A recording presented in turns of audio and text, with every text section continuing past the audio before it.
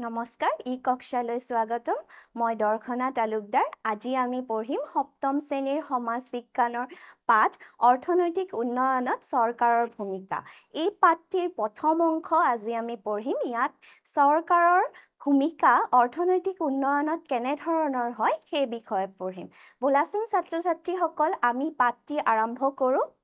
ছাত্ৰ-ছাত্ৰীসকল তোমালোকে হয়তো চৰকাৰৰ বিষয়ে নিশ্চয় শুনিছা আমি আগৰ শ্ৰেণীত বা আগৰ পাঠত এই চৰকাৰৰ বিষয়ে পঢ়িছো চৰকাৰে এখন দেশৰ উন্নয়নত ওতঃপ্ৰোতভাৱে জড়িত হৈ থাকে চৰকাৰৰ দেশৰ বিকাশৰ বাবে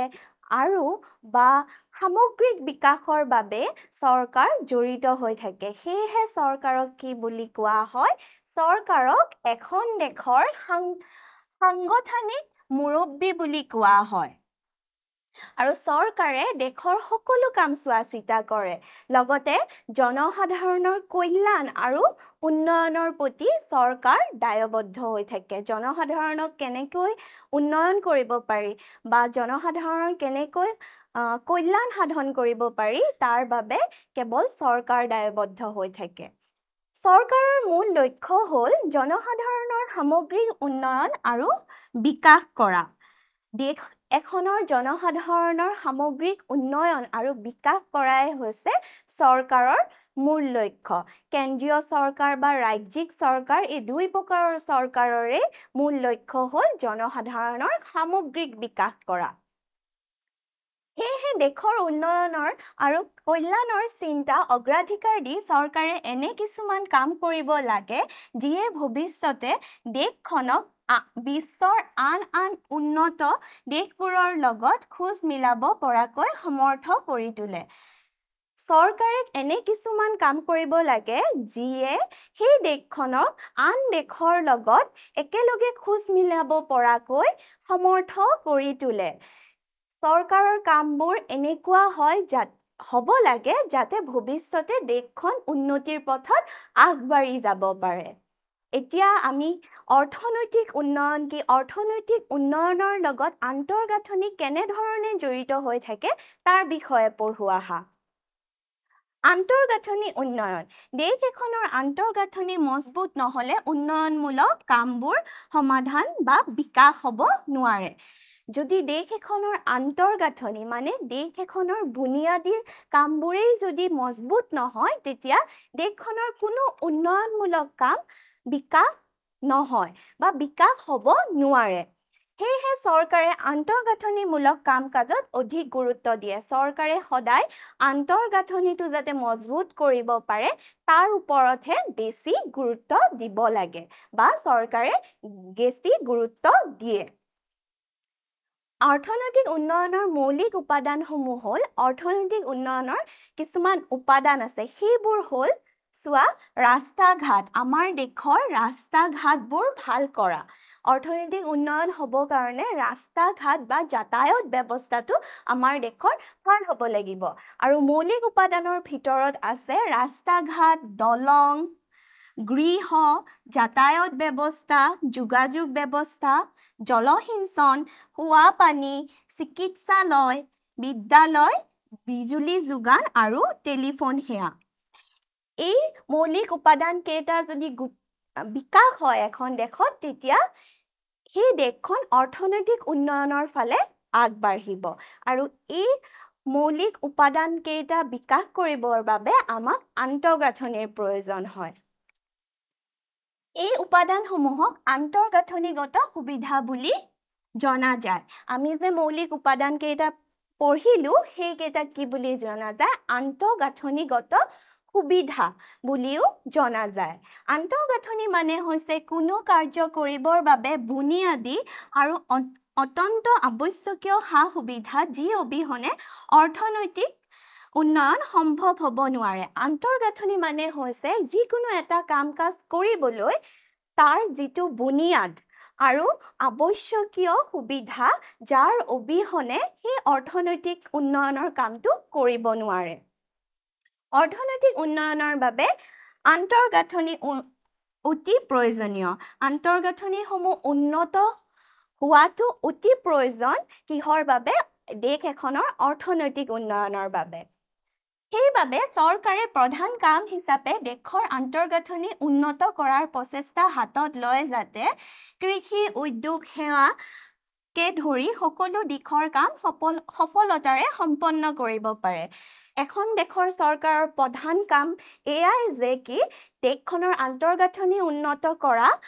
তাৰ ফলত আমাৰ যি খণ্ডবোৰ আছে অৰ্থনৈতিক খণ্ড আছে কৃষি উদ্যোগ সেৱা সেই সকলো দিশৰ কাম সফলতাৰে সম্পন্ন কৰা আন্তঃগাঁথনি যেতিয়া উন্নত হ'ব সকলো ক্ষেত্ৰতে উন্নতি হোৱা দেখা যাব অৰ্থনৈতিক উন্নয়নৰ বাবে উৎপাদন বৃদ্ধি হোৱাটো অতি গুৰুত্বপূৰ্ণ দেশ এখনৰ অৰ্থনৈতিক উন্নয়নৰ বাবে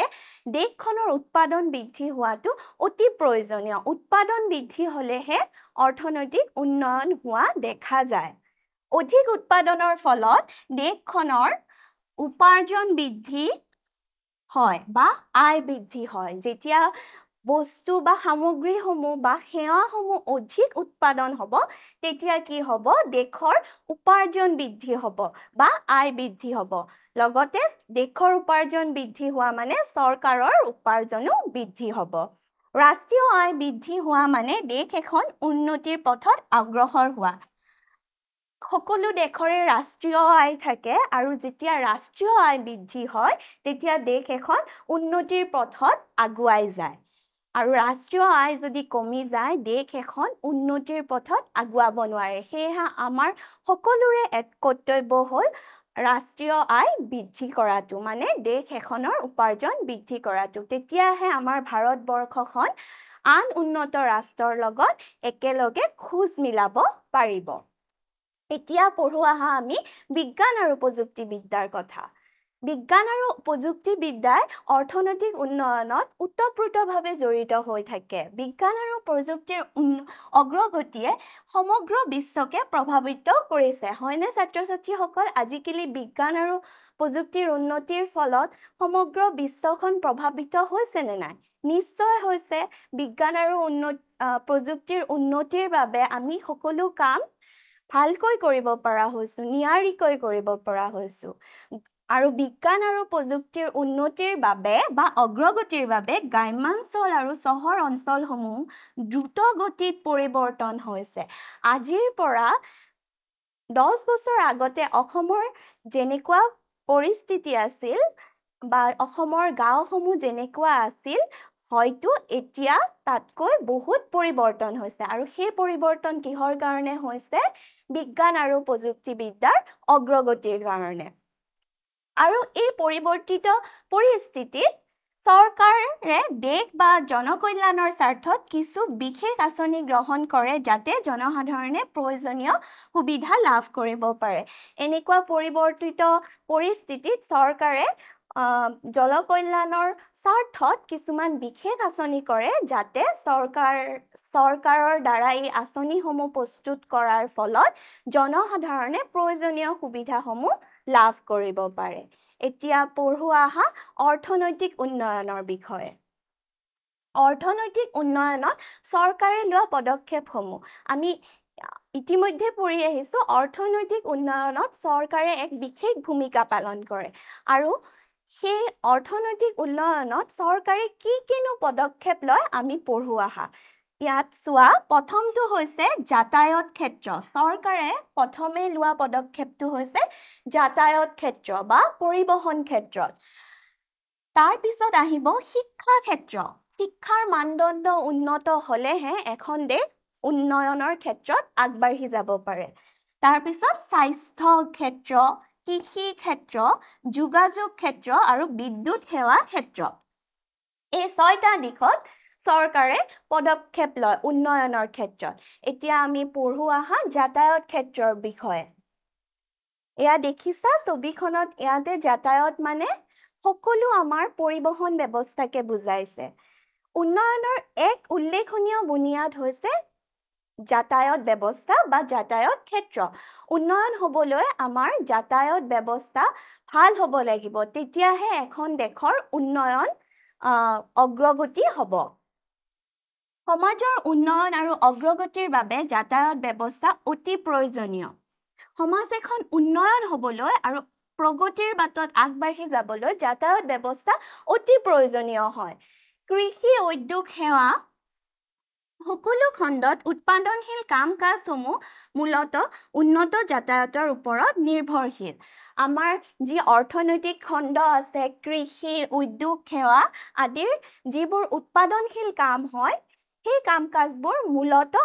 যাতায়াতৰ উন্নত যাতায়াতৰ ওপৰত নিৰ্ভৰ কৰে উন্নত যাতায়াত ব্যৱস্থা থাকিলেহে এই খণ্ডসমূহত কাম-কাজবোৰ সুকলমে হ'ব আৰু কাম-কাজবোৰ উৎপাদনশীল হ'ব সেয়েহে উন্নয়নমূলক কামৰ তালিকাত যাতায়াত ব্যৱস্থাক চৰকাৰে আগস্থান দিয়ে চৰকাৰে যি অৰ্থনৈতিক উন্নয়নমূলক কাম কৰে তাৰ ভিতৰত যাতায়াত ব্যৱস্থাক চৰকাৰে আগস্থান দিয়ে এতিয়া আমি পঢ়ো আহা যাতায়াত ব্যৱস্থানো কেনে ধৰণৰ হয় আমি সচৰাচৰ ব্যৱহাৰ কৰা যাতায়াত হ'ল ৰাস্তা ঘাটবোৰ আৰু এই ৰাষ্ট্ৰীয় ঘাইপথবোৰ এতিয়া ৰাষ্ট্ৰীয় ঘাইপথ দেখিছা তোমালোকে হয়তো নিশ্চয় দেখিছা আমি এঠাইৰ পৰা আন ঠাইলৈ গ'লে কওঁৱে নেশ্যনেল হাইৱে বুলি আৰু সেইবোৰে হৈছে ৰাষ্ট্ৰীয় ঘাইপথ চৰকাৰে ৰাষ্ট্ৰীয় ঘাইপথৰ লগতে 4 লেনযুক্ত ৰাস্তাও নিৰ্মাণ কৰিছে 4 লেন মানে 4খন গাড়ী একেলগে যাব পৰা 4 লেনযুক্ত ৰাস্তাও চৰকাৰে নিৰ্মাণ কৰে আৰু লগতে ৰাষ্ট্ৰীয় ঘাইপথো নিৰ্মাণ কৰে আৰু এই ৰাষ্ট্ৰীয় ঘাইপথ নিৰ্মাণ কৰিবলৈ চৰকাৰৰ এটা কৰ্তৃপক্ষ বা অথৰিটি আছে সেই অথৰিটিটোৰ নাম হৈছে ৰাষ্ট্ৰীয় ঘাইপথ কৰ্তৃপক্ষ NHAI national highway authority of India আৰু এই অথৰিটিটোৱে ভাৰতৰ ৰাষ্ট্ৰীয় ঘাইপথসমূহৰ বিকাশ তত্ত্বাৱধান আৰু পৰিচালনাৰ দায়িত্ব গ্ৰহণ কৰে এই ৰাষ্ট্ৰীয় ঘাইপথ কৰ্তৃপক্ষটোৱে ৰাষ্ট্ৰীয় ঘাইপথবোৰৰ বিকাশ লগতে তাৰ তত্ত্বাৱধান আৰু পৰিচালনা কৰে এতিয়া 4 লেনযুক্ত ৰাস্তা বনোৱাৰ ফলত আমাৰনো কি সুবিধা হৈছে সেয়া পঢ়োচোন বলা এই ৰাস্তাবোৰ কংক্ৰিটেৰে নিৰ্মাণ কৰা হয় বাবে ই সহজে ভাগি নাযায় এই 4 লেনযুক্ত ৰাস্তাবোৰ শিল বালি চিমেণ্ট এই সকলোৰে কংক্ৰিটেৰে নিৰ্মাণ কৰা হয় বাবে এই ৰাস্তাবোৰ সহজে ভাঙি নাযায় বানপানী যদিও হয় এই ৰাস্তাবোৰ ভাঙি যোৱা পৰিলক্ষিত নহয় এনে ৰাস্তাবোৰ বহল আৰু পোন হোৱাৰ বাবে দুয়ো দিশৰ পৰা অহা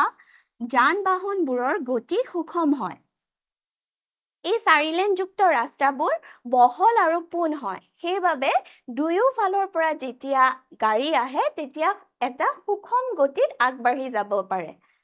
এনে ধৰণৰ যাতায়াত ব্যৱস্থা থাকিলে উদ্যোগ প্ৰতিষ্ঠা কৰিবলৈ মানুহ আগ্ৰহী হয় মেচিন কেঁচামাল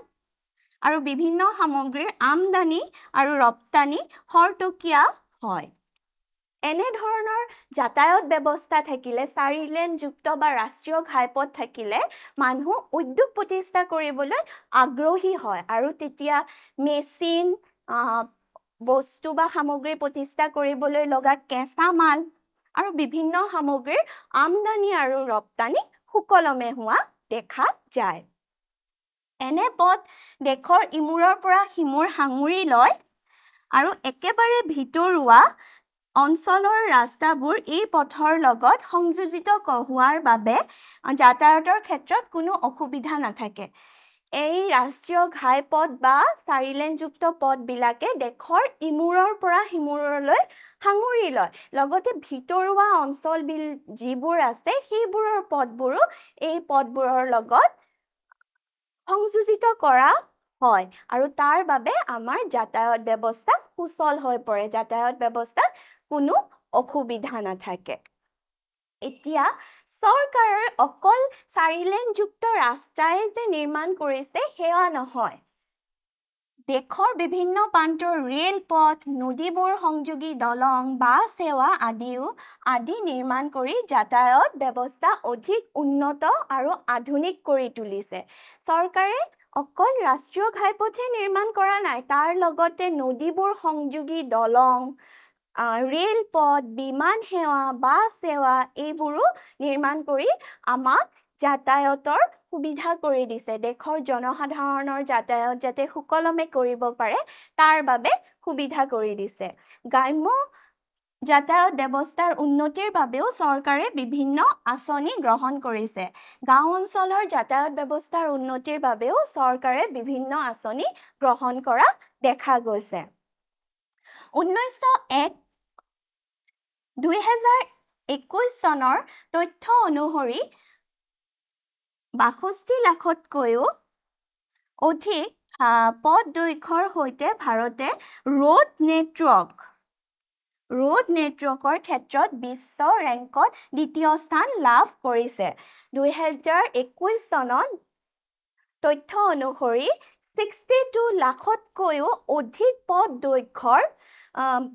ৰোড নেটৱৰ্ক নিৰ্মাণ কৰি ভাৰতে বিশ্বৰ ভিতৰতে দ্বিতীয় স্থান লাভ কৰিছে এটা ৰোড নেটৱৰ্ক বনাইছে আৰু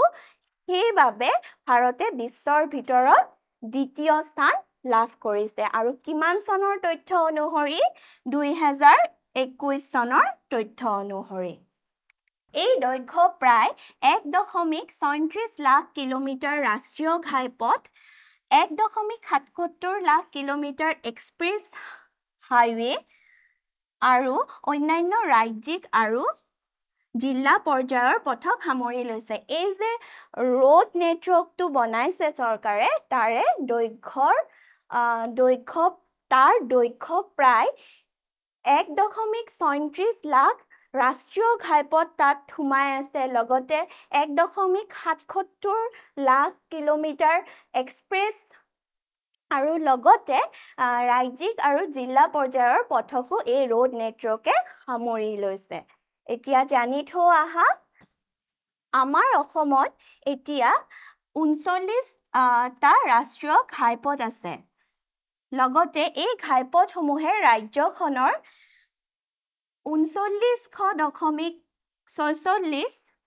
কিলোমিটাৰ দৈৰ্ঘ্যৰ পথসমূহ সাঙুৰি লৈছে এই 39টা ৰাষ্ট্ৰীয় ঘাইপথ আছে আৰু এই ঘাইপথসমূহে 3900.44 কিলোমিটাৰ দৈৰ্ঘ্যৰ পথবোৰ সামৰি লৈছে আৰু আমাৰ অসমত ব্ৰহ্মপুত্ৰ নদী আছে তোমালোকে নিশ্চয় জানা ব্ৰহ্মপুত্ৰ ডাঙৰ নদী এখন আমাৰ অসমত আছে সেই নদীখনৰ ওপৰত 5খন দলং নিৰ্মাণ কৰা হৈছে সেই দলংসমূহ হ'ল শৰাইঘাটৰ দলং এই শৰাইঘাটৰ দলংখন এখন পুৰণা দলং আৰু এখন নতুন দলং তাৰ পিছত কলিয়া ভুমুৰা দলং নৰনাৰায়ণ সেতু শৰাইঘাটৰ দ্বিতীয়খন দলং তোমালোকে মই কলোৱেই তোমালোকক শৰাইঘাটৰ নতুন দলং এখন আছে আৰু পুৰণা এখন দলং আছে আৰু নতুনখনক দ্বিতীয় দলং বুলি কৈছে বগীবিল দলং আৰু ডক্টৰ ভূপেন হাজৰিকা সেতু 2016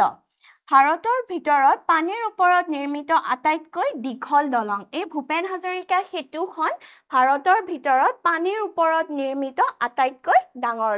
দলং এই কথাখিনি তোমালোকে মনত ৰাখিবা এতিয়া আমি পঢ়ো আহা ৰেল সেৱাৰ বিষয়ে ৰেল গাড়ীত তোমালোকে নিশ্চয় উঠিছা চাগে সেই ৰেল সেৱানো কেনে ধৰণৰ সেয়া পঢ়ো আহা ভাৰতৰ ৰেল নেটৱৰ্ক বিশ্বৰ চতুৰ্থ বৃহত্তম ভাৰতৰ ৰেল নেটৱৰ্কটো হৈছে বিশ্বৰ চতুৰ্থ বৃহত্তম নেটৱৰ্ক এতিয়ালৈকে ভাৰতত 13,000তকৈও অধিক যাত্ৰীবাহী আৰু 8,000তকৈও অধিক মালবাহী ৰেল চলি আছে এতিয়ালৈকে ভাৰতবৰ্ষত 13,000তকৈও অধিক যাত্ৰীবাহী মানে মানুহ অহা যোৱা কৰা ৰেল আৰু 8,000তকৈও অধিক মালবাহী মানে সামগ্ৰী অনা নিয়া কৰা ৰেলগাড়ী ভাৰতবৰ্ষত এতিয়া চলি আছে ভাৰত চৰকাৰে দীৰ্ঘ দূৰত্বৰ ৰেল প্ৰৱৰ্তন কৰি যাতায়াত ব্যৱস্থা আধুনিকীকৰণ কৰিছে ভাৰত চৰকাৰে দূৰণিলৈ যাবলৈ বাবে দীৰ্ঘ দূৰত্বৰ ৰেল প্ৰৱৰ্তন কৰি এই যাতায়াত ব্যৱস্থা আধুনিকীকৰণ কৰিছে দেশৰ ঘৰুৱা উৎপাদন আৰু কেন্দ্ৰীয় চৰকাৰৰ ৰাজহ সংগ্ৰহত ৰেল সেৱাৰ অৱদান অন্যতম আমাৰ দেশৰ ঘৰুৱা উৎপাদন আৰু কেন্দ্ৰীয় চৰকাৰৰ ৰাজহ সংগ্ৰহত ৰেল সেৱাৰ অৱদান অন্যতম হয় আৰু গুৰুত্বপূৰ্ণ হয় ৰেল সেৱাৰ সৈতে বা ৰেল ব্যৱস্থাৰ সৈতে 13 লাখৰো অধিক কৰ্মচাৰী সংযুক্ত হৈ আছে ৰেল সেৱাৰ সৈতে 13 লাখৰো অধিক মানুহে কাম কৰি আছে এতিয়া আমি পঢ়ো আহা বিমান সেৱাৰ বিষয়ে বিমান সেৱা মানে কি বিমান সেৱা মানে হৈছে এৰোপ্লেনৰ সেৱা বা হেলিকপ্টাৰৰ সেৱা বিমান সেৱা ৰাষ্ট্ৰীয়কৰণ 1953 চনত কৰা হৈছিল বিমান সেৱাৰ ৰাষ্ট্ৰীয়কৰণ হৈছিল 1953 চনত ভাৰতীয় বিমানবন্দৰ কৰ্তৃপক্ষ অৰ্থাৎ এয়াৰপোৰ্ট অথৰিটি অফ ইণ্ডিয়াই বিমান সেৱাৰ পৰিকল্পনা পৰিচালনা আৰু আন্তঃগাঁথনিৰ কাম-কাজৰ দায়িত্ব পালন কৰিছে যেনেদৰে ৰাষ্ট্ৰীয় ঘাইপথৰ কাৰণে এটা কৰ্তৃপক্ষ আছে তেনেকৈ বিমান সেৱাৰ কাৰণেও এটা কৰ্তৃপক্ষ আছে আৰু সেই কৰ্তৃপক্ষটোৰ নাম কি ভাৰতীয় বিমানবন্দৰ কৰ্তৃপক্ষ এয়াৰপোৰ্ট অথৰিটি অফ ইণ্ডিয়া এই অথৰিটিটোৱে বিমান সেৱাৰ পৰিকল্পনা পৰিচালনা আৰু আন্তঃগাঁথনিৰ কাম-কাজৰ দায়িত্ব লয় আৰু সেইবোৰ নিয়াৰিকৈ কৰি যায় এতিয়া বিমানৰ পিছত আহিলে জল পৰিবহণ জল পৰিবহণৰ ক্ষেত্ৰত ভাৰত চৰকাৰে বিভিন্ন পদক্ষেপ গ্ৰহণ কৰিছে বৰ্তমান দেশত প্ৰায় 14,500 কিলোমিটাৰ জলপথ আছে আমাৰ বৰ্তমান ভাৰতবৰ্ষত 14,500 কিলোমিটাৰ জলপথ আছে ইয়াৰে 111টা ৰাষ্ট্ৰীয় জলপথ এই 14,500 কিলোমিটাৰ জলপথৰ 111টা হৈছে ৰাষ্ট্ৰীয় জলপথ ভাৰত চৰকাৰে সাগৰমালা প্ৰকল্পৰ জৰিয়তে জল পৰিবহণ আধুনিকীকৰণ কৰিছে ভাৰত চৰকাৰে কি প্ৰকল্পৰ জৰিয়তে জল পৰিবহণ আধুনিকীকৰণ কৰিছে এয়া হৈছে সাগৰমালা প্ৰকল্প মনত ৰাখিবা সাগৰমালাৰ প্ৰকল্পৰে ভাৰত চৰকাৰে জল পৰিবহণ আধুনিকীকৰণ কৰিছে জল পৰিবহণ মানে হ'ল জাহাজৰ চলাচল বা পানীত চলা গাড়ীসমূহৰ পৰিবহণ ব্যৱস্থা এতিয়া আমি পঢ়িম শিক্ষা ক্ষেত্ৰৰ বিষয়ে আমি আগতেই পাইছিলোঁ অৰ্থনৈতিক ক্ষেত্ৰত চৰকাৰে লোৱা পদক্ষেপসমূহৰ ভিতৰত যাতায়াত ক্ষেত্ৰ আৰু শিক্ষা ক্ষেত্ৰ এতিয়া আমি পঢ়িম শিক্ষা ক্ষেত্ৰৰ বিষয়ে শিক্ষা ক্ষেত্ৰ কি আছে আমি চাওঁ আহা শিক্ষা হৈছে সামাজিক বিকাশ আৰু বৃদ্ধিৰ মূল আহিলা শিক্ষা হৈছে সামাজিক বিকাশ আৰু বৃদ্ধিৰ মূল আহিলা সমাজ এখন কেনেকৈ বিকাশ হ'ব সেয়া আমাক শিক্ষাৰ জৰিয়তে আমি বুজিব পাৰো শিক্ষা অবিহনে গুণগত মানদণ্ড জীৱন যাপন কৰিব নোৱাৰি শিক্ষা যদি আমাৰ নাথাকে আমি গুণগত জীৱন যাপন কৰিবলৈ অসফল হওঁ শিক্ষিত আৰু অশিক্ষিত ব্যক্তিৰ জীৱন ধাৰণৰ মানদণ্ডৰ পাৰ্থক্য দেখা পোৱা যায় শিক্ষিত আৰু অশিক্ষিত ব্যক্তিবোৰৰ জীৱনটো কেনেকৈ চলে তেওঁলোকৰ মাজত পাৰ্থক্য আমি দেখিবলৈ পাওঁ এজন নিৰক্ষৰ লোকে বহুতো অসুবিধাৰ সন্মুখীন হয় তোমালোকে যদি এজন নিৰক্ষৰ লোকক চোৱা তেওঁলোকে বহুতো অসুবিধাৰ সন্মুখীন হয় যেতিয়া মানুহে পঢ়িব লিখিব নাজানে জীৱনত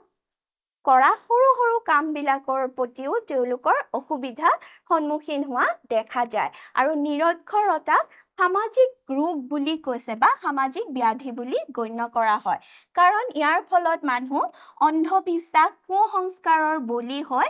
অমানৱীয় ঘটনা ঘটুৱাও দেখা যায় নিৰক্ষৰতাৰ ফলত মানুহে অন্ধবিশ্বাস কৰে লগতে কুসংস্কাৰৰ বলি হয় আৰু কিছুমান অমানৱীয় ঘটনা ঘটুৱা দেখা যায় যেনে ডাইনী হত্যা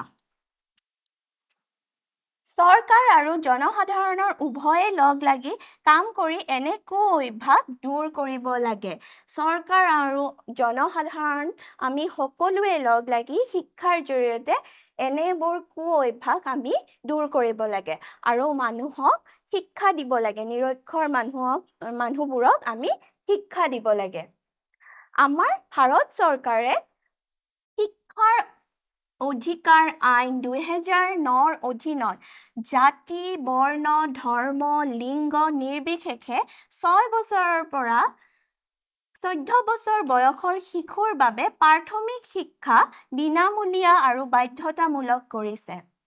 ভাৰত চৰকাৰে এখন আইন আনিছে, সেইখনৰ নাম হ'ল শিক্ষাৰ অধিকাৰ আইন 2009। সেই আইনখনৰ ভিতৰত বা অধীনত জাতি, বৰ্ণ, লিংগ নিৰ্বিশেষে যিসকল শিশু 6 বছৰৰ পৰা 14 বছৰ বয়সৰ মাজত আছে, তেওঁলোকক প্ৰাথমিক শিক্ষা বিনামূলীয়া আৰু বাধ্যতামূলক কৰিব লাগিব। আৰু সংবিধানে প্ৰাথমিক শিক্ষাক শিশুৰ মৌলিক অধিকাৰ হিচাপে স্বীকৃতি দিছে। সংবিধানে আমাৰ দেশৰ যিখন সংবিধান আছে, সেই সংবিধানখনে প্ৰাথমিক শিক্ষাক শিশুৰ মৌলিক অধিকাৰ বুলি স্বীকৃতি দিছে। অৰ্থাৎ সকলো শিশুৱে যাতে প্ৰাথমিক শিক্ষা লাভ কৰে, তাৰ বাবে চৰকাৰে যথোপযুক্ত ব্যৱস্থা হাতত লৈছে। আৰু এই ব্যৱস্থা হাতত লোৱাৰ ফলত চৰকাৰৰ কিছু ক্ষেত্ৰত দায়িত্ব বৃদ্ধি পাইছে। সেইবোৰ হ'ল প্ৰাথমিক শিক্ষাৰ বাবে বিনামূলীয়া পাঠদানৰ ব্যৱস্থা কৰিছে বা বিনামূলীয়া পাঠ্যপুথি বিতৰণ কৰিছে। শিক্ষাক আকৰ্ষণীয় কৰি তুলিবলৈ বিনামূলীয়া মধ্যাহ্ন ভোজন দিছে। আৰু শিক্ষাক আকৰ্ষণীয় তুলিবলৈ আজিকালি বিদ্যালয়সমূহত দুপৰীয়া এটা ভোজন দিয়া হয়, সেইটোক মধ্যাহ্ন ভোজন বুলি কোৱা হয়। ধুনীয়া বিদ্যালয় ভৱন, খোৱা পানীৰ সুবিধা, ছাত্ৰ-ছাত্ৰী আৰু শিক্ষকসকলৰ বাবে পৃথক শৌচাগাৰ, এইবোৰো নিৰ্মাণ কৰিছে। বিদ্যালয়খন ধুনীয়াকৈ নিৰ্মাণ কৰিছে যাতে ল'ৰা-ছোৱালী পঢ়িবলৈ আগ্ৰহী হয়। আৰু লগতে তাত শিক্ষক নিযুক্তি দিছে, খোৱা পানীৰ ব্যৱস্থা কৰিছে, পৃথক পৃথক শৌচাগাৰৰ ব্যৱস্থা কৰিছে, যাতে সকলো শিশুৱে পঢ়িবলৈ সুবিধা পায় আৰু পঢ়াৰ প্ৰতি আগ্ৰহী হয়। লগতে চৰকাৰে সংযোগী শিক্ষাও কৰিছে। তোমালোকে হয়তো শুনিছা, বহু ছাত্ৰ-ছাত্ৰী বা শিশুসকলে আধাতে বিদ্যালয় এৰি আন ঠাইলৈ গুচি যায় বা পঢ়া এৰি দিয়ে। সেই শিশুসকলৰ বাবেও চৰকাৰে সংযোগী শিক্ষা কেন্দ্ৰৰ জৰিয়তে বিদ্যালয়ৰ বহিৰ্ভূত শিশুসকলক শিক্ষা দিয়া হৈছে, যাতে তেওঁলোকক আনুষ্ঠানিক শিক্ষাৰ লগত জড়িত কৰিব পাৰি। যিবোৰ শিশুৱে বা ল'ৰা-ছোৱালীয়ে বিদ্যালয় আধাতে এৰি গুচি যায়, তেওঁলোকৰ বাবে সংযোগী শিক্ষা কেন্দ্ৰ স্থাপন কৰিছে, যাতে তেওঁলোকক আনুষ্ঠানিক শিক্ষাৰ লগত জড়িত কৰিব পাৰে। ঠিক তেনেদৰে উচ্চ আৰু মাধ্যমিক শিক্ষাৰ বাবে চৰকাৰে লোৱা পদক্ষেপসমূহৰ ভিতৰত আছে অট্টালিকা নিৰ্মাণ, মানে স্কুলৰ ঘৰটো নিৰ্মাণ, বিদ্যালয় ঘৰ নিৰ্মাণ, শিক্ষক নিযুক্তি, বিজ্ঞান পৰীক্ষাগাৰ স্থাপন কৰা, পুথিভঁৰালৰ বাবে অনুদান আৰু বিনামূলীয়া পাঠ্যপুথি বিতৰণ। উচ্চ শিক্ষা আৰু মাধ্যমিক শিক্ষাৰ বাবেও প্ৰাথমিক শিক্ষাৰ দৰে চৰকাৰে বিভিন্ন পদক্ষেপ লৈছে। তাৰ ভিতৰত হ'ল অট্টালিকা নিৰ্মাণ, বিদ্যালয় গৃহটো নিৰ্মাণ, শিক্ষক নিযুক্তি দিয়া, যাতে ভালকৈ ল'ৰা-ছোৱালীয়ে পঢ়িব পাৰে, বিজ্ঞান পৰীক্ষাগাৰ স্থাপন কৰা, পুথিভঁৰালৰ ব্যৱস্থা আৰু বিনামূলীয়া পাঠ্যপুথি বিতৰণ কৰিছে। ভাৰত চৰকাৰে দুখীয়া পৰিয়ালৰ 10 বছৰৰ পৰা 14 বছৰ বয়সৰ কন্যা শিশুসকলক উচ্চ শিক্ষা প্ৰদানৰ বাবে 2004 চনত কস্তুৰবা গান্ধী বালিকা বিদ্যালয় KGVB নামে আৱাসিক বিদ্যালয় স্থাপন কৰিছে। ভাৰত চৰকাৰে দুখীয়া পৰিয়ালৰ যিবোৰ কন্যা শিশু থাকে, সেই শিশুসকলক উচ্চ শিক্ষা যাতে দিব পাৰে, তাৰ বাবে তেওঁলোকে কস্তুৰবা গান্ধী বালিকা বিদ্যালয় স্থাপন কৰিছে। আৰু এই কন্যা শিশুসকলৰ বয়স হ'ব লাগিব 10 বছৰৰ পৰা 14 বছৰৰ ভিতৰত। আৰু এই কস্তুৰবা গান্ধী বালিকা বিদ্যালয়খন এখন আৱাসিক বিদ্যালয়। আৰু আমাৰ অসমতো এনেধৰণৰ বিদ্যালয় আছে। আৰু আমাৰ অসমত 67খন এনেধৰণৰ বিদ্যালয় আছে, কস্তুৰবা গান্ধী বালিকা বিদ্যালয় আছে। আৰু বৰ্তমান এই বিদ্যালয়সমূহত 4000ৰো অধিক কন্যা শিশুৱে উচ্চ শিক্ষা লাভ কৰিছে। আৰু অসমত এই কস্তুৰবা গান্ধী বালিকা বিদ্যালয়খনত 4000ৰো অধিক কন্যা শিশুৱে উচ্চ শিক্ষা লাভ কৰিছে। সম্প্ৰতি ৰাষ্ট্ৰীয় শিক্ষা নীতি NEP ৰাষ্ট্ৰীয় শিক্ষা নীতি NEP 2020 অনুসৰি বিশেষ প্ৰয়োজন সম্পন্ন শিশুৱে নিয়মীয়া বিদ্যালয় প্ৰক্ৰিয়াতে প্ৰাক-প্ৰাথমিক কৰ পৰা উচ্চ শিক্ষালৈ শিক্ষা লাভ কৰাৰ সুযোগ পাইছে। যিবোৰ শিশু বিশেষ প্ৰয়োজন সম্পন্ন শিশু থাকে তেওঁলোককো ৰাষ্ট্ৰীয় শিক্ষা নীতি 2020 অনুসৰি নিয়মীয়া বিদ্যালয়তে প্ৰাক-প্ৰাথমিক শিক্ষাৰ পৰা উচ্চ শিক্ষালৈ শিক্ষা দিবৰ বাবে সামৰি লৈছে। এইখিনি হ'ল আমাৰ শিক্ষা ক্ষেত্ৰত চৰকাৰে লোৱা অৱদান। ইয়াৰ লগতে বহুত অৱদানো চৰকাৰে লয়। তোমালোকে সেই বিষয়ে আগৰ পাঠত পঢ়িবা বা ডাঙৰ শ্ৰেণীত পঢ়িবা। এই পাঠটিত আমি শিক্ষা ক্ষেত্ৰ আৰু যাতায়াত ক্ষেত্ৰৰ বিষয়ে পঢ়িলো, লগতে চৰকাৰৰ ভূমিকাৰ বিষয়ে পঢ়িলো। এতিয়া ছাত্ৰ-ছাত্ৰীসকল বলাচোন পাঠটোৰ পৰা কেইটামান প্ৰশ্ন আনিছো, সেইকেইটা কৰো আহা। প্ৰথম প্ৰশ্নটো হৈছে, আমাৰ দেশত শিক্ষাৰ অধিকাৰ আইন কেতিয়াৰ পৰা কাৰ্যকাৰী হয়? শিক্ষাৰ অধিকাৰ আইনখন কেতিয়াৰ পৰা কাৰ্যকাৰী হৈছিল? 2009 চনৰ পৰা। দ্বিতীয় নম্বৰ প্ৰশ্নটো হৈছে, প্ৰাথমিক শিক্ষাক শিশুৰ কি অধিকাৰ হিচাপে গণ্য কৰা হয়? প্ৰাথমিক শিক্ষাক সংবিধানে কি অধিকাৰ হিচাপে গণ্য কৰিছে বা স্বীকৃতি দিছে? কি অধিকাৰ হিচাপে? মৌলিক অধিকাৰ নে জন্মগত অধিকাৰ? সংবিধানে মৌলিক অধিকাৰ হিচাপে স্বীকৃতি দিছে। ছাত্ৰ-ছাত্ৰীসকল, এইখিনিতে মই তোমালোকক এৰিলো। ধন্যবাদ।